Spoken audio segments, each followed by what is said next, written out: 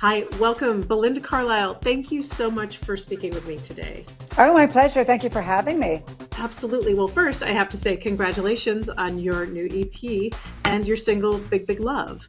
And I wanted to, Thanks. oh, yeah, it's incredible. And I just wanted to first say congratulations on this is, I think, the first single in about almost 30 years.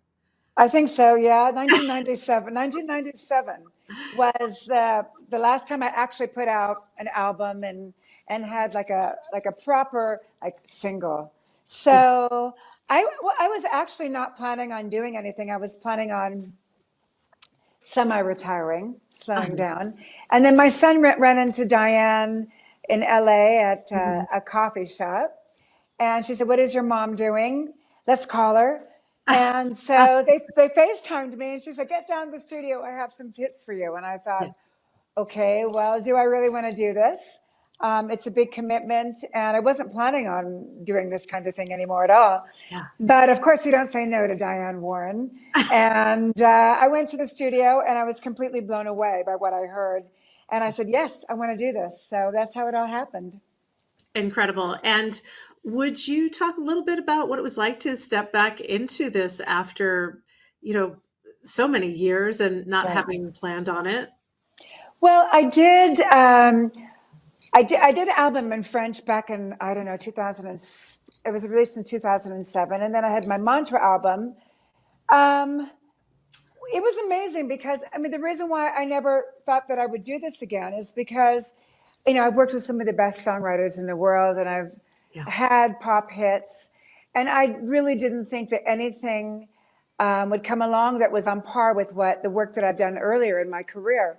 Mhm. So when it was like a gift from the universe, like here it is, and it was like it was a really like fun, Mhm. joyous experience, and especially because I didn't have really any expectations, Mm. and I wasn't on the hamster wheel that I had been on for years and years. So, and I'm still not.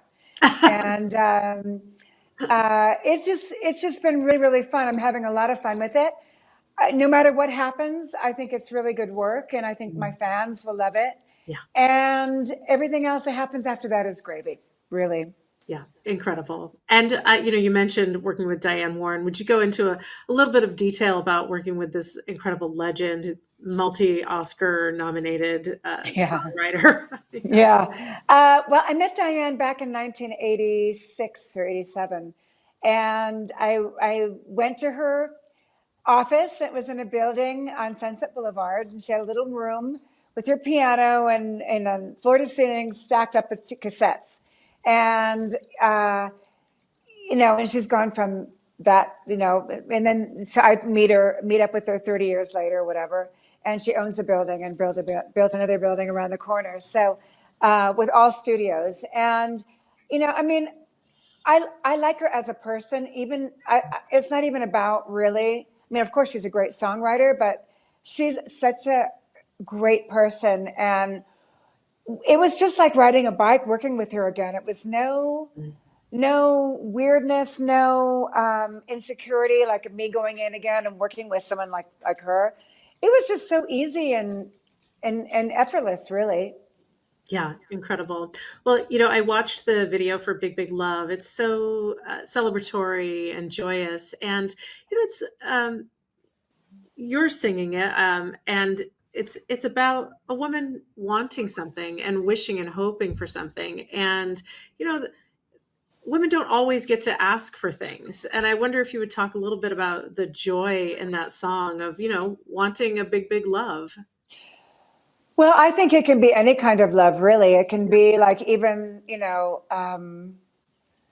sort of a universal thing, and like it's like the whole like Course in Miracles love, or everything is, it's either fear or love, and so I don't know. I mean, I'm 64. I'm going to be 65, and I because I've had so many experiences in my life, I can always put myself back into a situation or a place or a time where I've actually felt like that.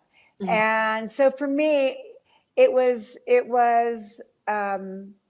because I've been there.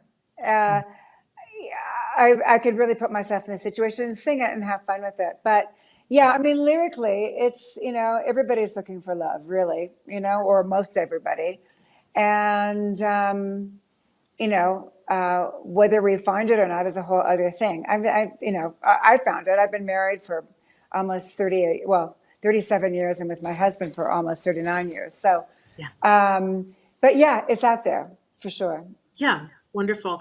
Well, and speaking of love, you and James Duke Mason were in, when I was editor in chief of The Advocate, you were in our love issue as familial love, love Right. between a mother and son. And I'm really grateful for that. And I wonder if you would just kind of talk in this moment about, supporting your gay son throughout his life. And, now we're seeing attacks on LGBTQ plus people all around the country. And we really, need allies like you. Yeah, I mean, I can't. When my son came out when he was 14, um, of course I've always had gay and lesbian friends. From when I was in school, all my friends were either gay or lesbian, 90%, still to this day. Um, but when your son comes out to you, it's like, what kind of world is it going to be for him? And since he came out, and that was like 16 years ago. Oh my God, 17 years ago. It's so scary. It's like 10 steps forward, 5 back, 10 Yeah. steps forward. So, there has been progress. I find it really disturbing what's going on. And I can't imagine, as a mother of a gay son, I can't imagine not supporting and not being vocal about, his rights as a gay man, and I don't know. It's strange to me. It's a weird time in the world. It's so complicated and strange. Yeah, it really is. And I do want to just touch on, because, not only are you the mom to a gay son, but you have long been, I guess what we would call a gay icon, a queer icon. I'm, from the Go-Go's through to your solo career. And I wonder if you would just talk a little bit about what that means to you to be a light for people who are maybe in need of it. Yeah, especially at this time too. I think I mean, it's always a privilege to be able to provide, um, or to be able to provide escape or bring joy to people, especially like I said, now when things are very complicated. For me, I mean, having the LGBTQ plus audience Yeah. since my early 20s, Yeah. it's the best audience. I mean, such a privilege to have that audience because they stick with you in the long haul. I've had ups and real lows too. So, but always with me in the long haul. And I mean, it's just such a privilege. Wonderful. Well, I just wonder if there's something else you'd like to say about the EP, or do you see yourself playing any prides or anything coming up in that regard? Yeah, I don't know. I mean, I know that there's possibly, I can't say where, possibly a pride in next month or in June. I don't even know what month it is. But yeah, I think that anybody who listens to the EP will like it. I think the songs are really good. Yeah. And I'll be doing some shows this summer, a continuation of my Decades tour in the UK, the East Coast in July and the West Coast in August. And yeah, so if anybody wants to come to a show, I think it's a good show. Excellent. Yes. Well, Belinda Carlisle, thank you so much for taking the time to speak with me, Thank and you. congratulations on your new EP. It's exciting. Thank you so much. Thank you so much. Thank Appreciate it.